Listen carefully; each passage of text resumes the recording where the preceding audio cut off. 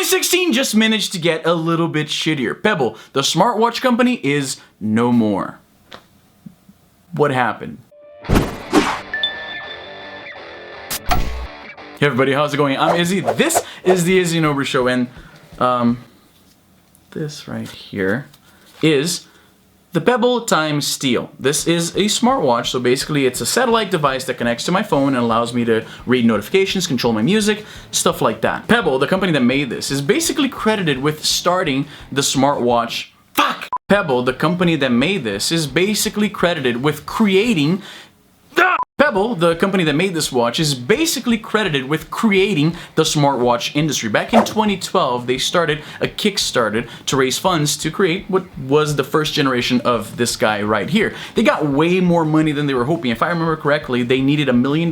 They raised more than $10 million. It was the biggest success story of Kickstarter up until that point, which means I guess a lot of people wanted watches like this that you can use to control your phone and things like that. They put out a bunch of other models, and recently over the summer they did yet another Kickstarter to a bunch of criticism from users who felt that they are well established enough at this point to not need to go with crowdfunding to make these things. But anyway, over the summer they did a third Kickstarter, I guess this is, to put out Pebble 2, Pebble Time 2, and Pebble Core, which was not a smartwatch. It was a little device that connected to a cell phone network and you could use to track your runs. It had GPS and you could stream music without needing a cell phone. Not the thing for me, but people were crazy about it, especially because I think it was like $99. Anyway, this is over in the summer, in June if I remember correctly. They raised their goals. They got more money than they asked for, which is usually how this company did it. You'd think that a lot of people are behind these products and a lot of people want them. Apparently not. Or maybe their management is just completely fucked, because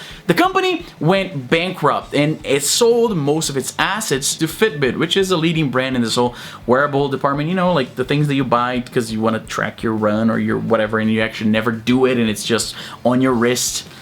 It happens. Now, to be clear, the company did not sell to Fitbit. The company is gone. Pebble is no more. They just sold their intellectual property. Some key people in the Pebble team are going to transfer over to Fitbit. Probably not going to be there for long.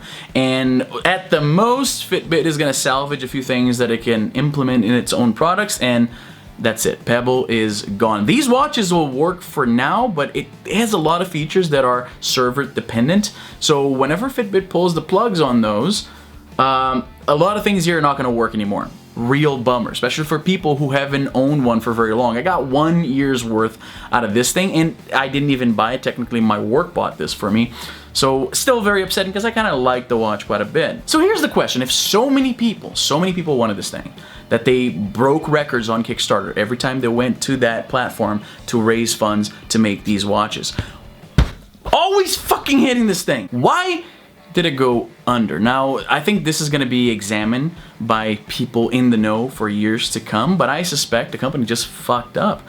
Probably they hired a few more people than they were supposed to. When they had to fire a bunch of people, I think earlier this year, and it came out that the Pebble staff was like something like 160 people. Seemed a lot of people for a small startup company. So maybe they just burned through funds faster than they were actually selling these things. I don't know. On top of that, the smartwatch market became really crowded really fast. When the first Pebble came out, this is it. This is the only game in town. If you want something like this, that's the one you get. But now there's Apple, Samsung, Motorola, there's a bunch of Android Wear watches out there.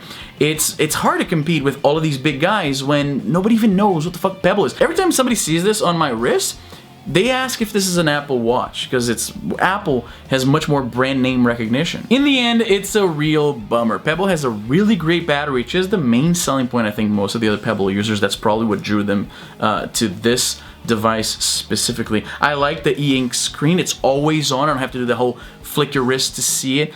It's a bummer. It's now dead. Well, it's working for now, but it's basically a, what do they call it? A legacy device, I think it is. Like, it's not supported at all. It's no longer supported in any way. Pebble is not even going to fulfill warranties on these things.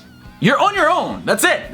The party's over. To a lot of you people, this is coming as no surprise. There's many people who doubt the smartwatch as a concept. How do you feel about this? Are you interested? Are you curious at all about smartwatches? Do you believe in this category of product? Or in your opinion, the writing was on the wall a long time ago and these things are just not long for this world. This was bound to happen sooner or later. And the only reason it hasn't happened to the bigger guys right now, like Apple, Samsung, Motorola, these guys, is because they had a lot of money. They have a lot of money to throw behind it, and they're just stubborn. Something that a smaller company like Pebble, they just can't afford. I'm very curious to hear what you think.